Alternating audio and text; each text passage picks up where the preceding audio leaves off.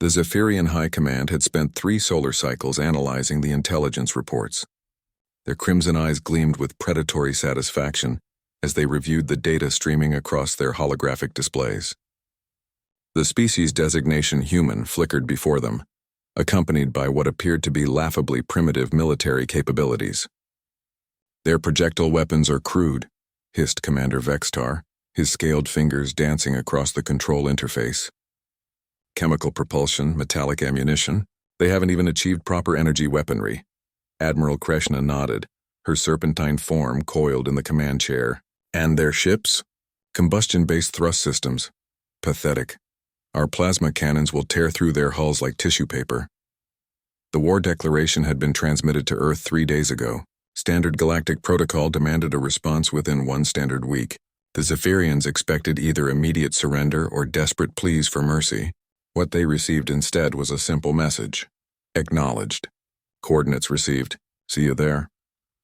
On Earth, Lieutenant Riza Martinez stood in the briefing room aboard the UES Valiant, studying the alien vessel schematics with professional interest. Her dark eyes traced the sleek curves of the Zephyrian dreadnoughts, noting their impressive size and obvious technological superiority. "Well?" asked Captain Anna Thompson, settling into her chair at the head of the conference table. "What's your assessment?" Riza straightened, her expression thoughtful. "Their ships are beautiful, ma'am. Elegant design, clearly advanced propulsion, and those plasma weapons look devastating." She paused, a slight smile playing at the corners of her mouth. "They'd make excellent training partners." Anna raised an eyebrow. "Training partners? Think about it, Captain. When's the last time we faced a real challenge? The war games with the other fleets are getting predictable. Our pilots are getting cocky, our gunners are getting lazy, and our tactical teams are falling into routine patterns."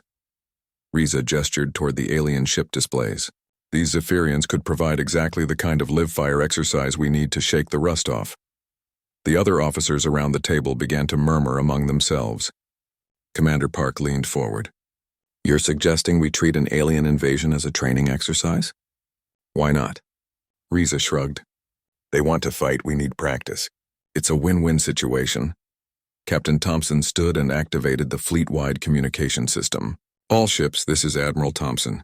We've received our first contact with an alien species, and they've been kind enough to offer us a combat scenario. This will be designated Training Exercise Omega-7.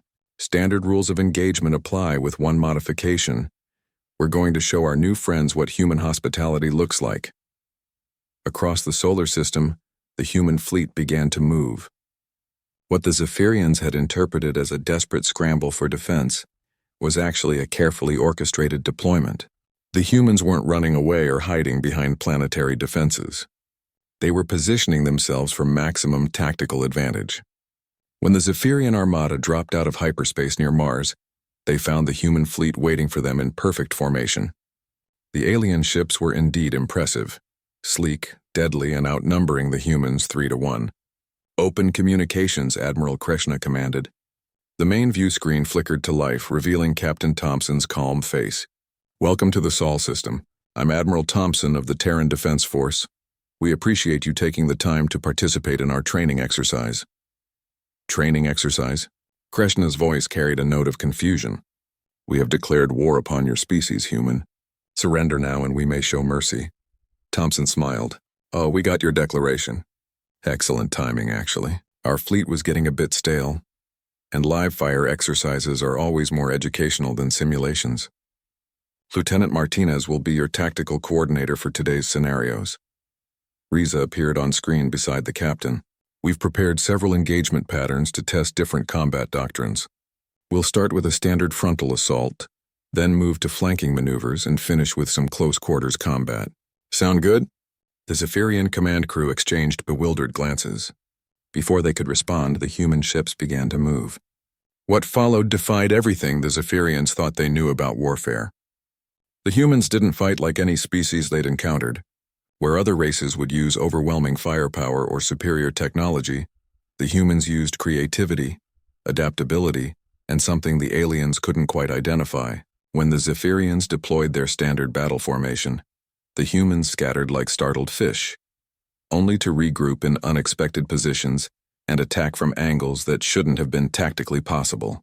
When the aliens activated their plasma shields, the humans somehow managed to use the shield harmonics against them, turning their own defenses into weaknesses. How are they doing this? Vextar demanded as another Zephyrian cruiser went dark, disabled by what appeared to be a mining laser jury-rigged as a weapon. On the human flagship, Riza was practically bouncing with excitement. "Captain, they're adapting faster than I expected. Look at how they're trying to counter our maneuvers. This is the best training we've had in years." The battle, or rather the exercise, continued for 6 hours. By the end, half the Zephyrian fleet was disabled, not destroyed.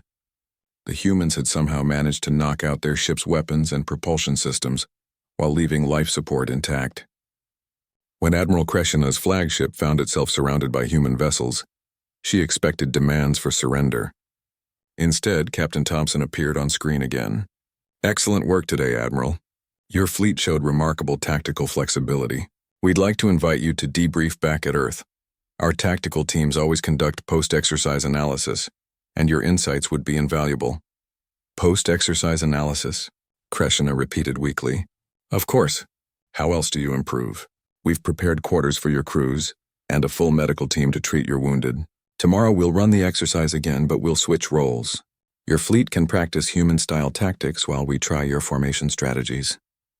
Later, as the combined fleets moved toward Earth, Admiral Kreshna found herself in the strange position of being a defeated conqueror who was somehow being treated as an honored guest. She watched human and Zephyrian crews working together to repair damaged systems, sharing technical knowledge and tactical insights. "I don't understand," she confided to Commander Vextar. "We came here to conquer them." Vextar, who was comparing weapon designs with a human engineer, looked up thoughtfully. "I think, Admiral, that we may have been conquered after all. We just didn't recognize it." On the bridge of the Valiant, Lieutenant Riza was already planning the next day's exercises while Captain Anna reviewed the performance reports. The Zephyrians had indeed provided exactly what the human fleet needed, a challenge that would keep them sharp, adaptable, and ready for whatever the galaxy might throw at them next.